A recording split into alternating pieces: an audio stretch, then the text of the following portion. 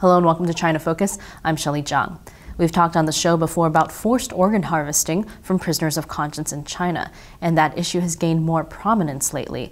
Back in September, there was a US Congressional hearing on forced organ harvesting, and just last week it was brought up in a European Parliament hearing that was about the human rights situation in China. But through it all, the White House has remained silent on this issue. But now a group of Americans are trying to change that. Joining us today from California via Skype is Dr. Alejandro Centurion. He, along with two other doctors, have started this national petition using the Obama administration's We the People initiative. The petition aims to force the White House to address the issue of organ harvesting. Dr. Centurion, thank you for joining us today. Good morning, Shelley. It's a pleasure to be here. Now, I want to ask you first, if you could, in a brief sentence or two, explain what forced organ harvesting is. Yes, forced organ harvesting it's a new term that's been used to describe a highly unethical practice of organ procurement taking place in China in the past decade or so. In transplant medicine, it's a basic human right of an individual. It's a fundamental freedom that they must be able to give free and voluntary consent if they are going to donate their body organs or tissues. In China, we have seen in the past decade this practice where they are literally taking prisoners of conscience in the labor camps and have been killing them for their organs. The term forced organ harvesting refers to this highly unethical form of obtaining organs from an individual. So when you say that they're actually taking organs by force from prisoners of conscience, it sounds really horrific. What's the strongest evidence you have that this is actually happening in China? Shelley, I think the biggest piece of evidence is really just the huge discrepancy in the number of transplants that are taking place in China and the number of organs that are available. We know that in China there is no organized national voluntary donation system, and the number of organs that are voluntarily donated is minuscule.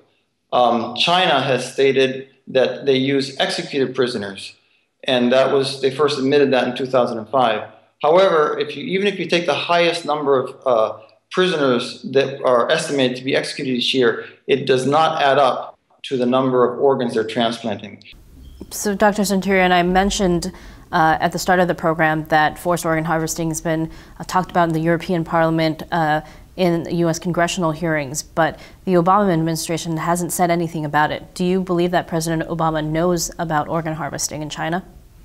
Shelley, I think that President Obama does know about forced organ harvesting or has heard about it.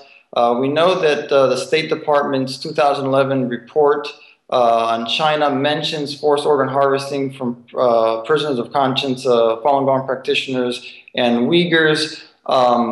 And the president is briefed yearly when he meets with Chinese officials, and I'm sure that this information must have come up in his briefings. At the same time, there's been congressional hearings just this year on the topic, and I think that he must have heard about it. So why do you think that the White House has not said anything about this issue? Well, as you know, there are very complex political and economical factors in China-US relations. And I think in this situation, unfortunately, we're seeing that economic interests are being put before human rights. What do you think would be the impact if the White House came out and said something about organ harvesting? I think the impact would be huge. The United States is a world leader in promoting human rights. The United States has a lot of clout in the world internationally as far as what we say. And if the Obama administration were to publicly raise this issue, I think it would have a huge impact in not only raising more awareness about it, but putting huge pressure on China to end these barbaric practices. Do you know if people in China have heard about forced organ harvesting?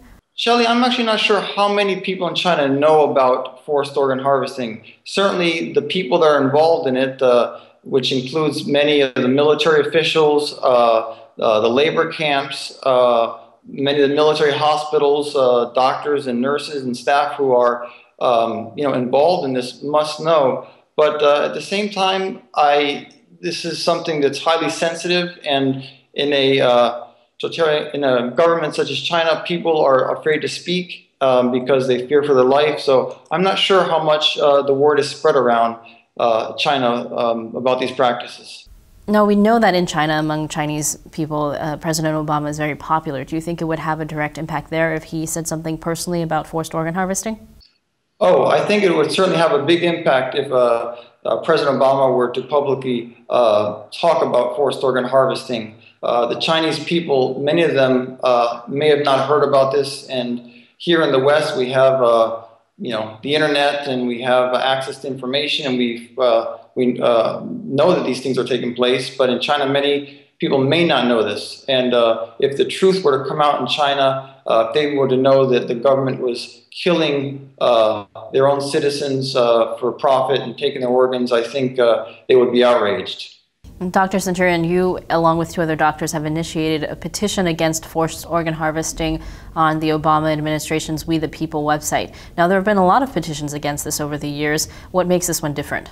Well, I think the main thing that makes this petition different is that if we can collect these 25,000 signatures, the White House is committed to give an answer to these concerns, to the request in the petition. Other petitions have been great as far as raising awareness. They may not have reached a certain goal, but in this petition, we know that if we reach these 25,000 signatures, the White House is committed to response, and we would, that's the main difference. So you're saying that if you reach 25,000 signatures, the White House has to say something about forced organ harvesting? Yeah, that's what the White House is committed in this We the People forum. If a petition can raise 25,000 signatures from American citizens, they will answer the concerns that have raised in the petition. And as of yet, we have not heard a direct response from the White House on this issue, and so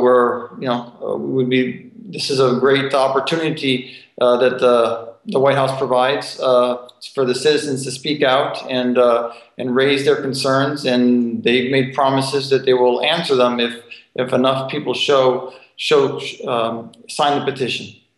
So how's the petition been going so far? Well, we're not quite halfway through the month. We have 30 days to collect 25,000 signatures.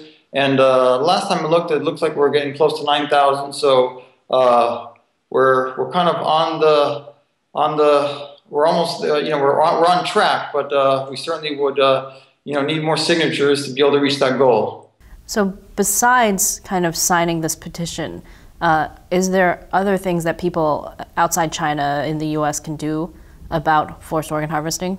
Certainly, anyone who's concerned about these horrific practices, they can write to their congressman, to their senator, to the White House.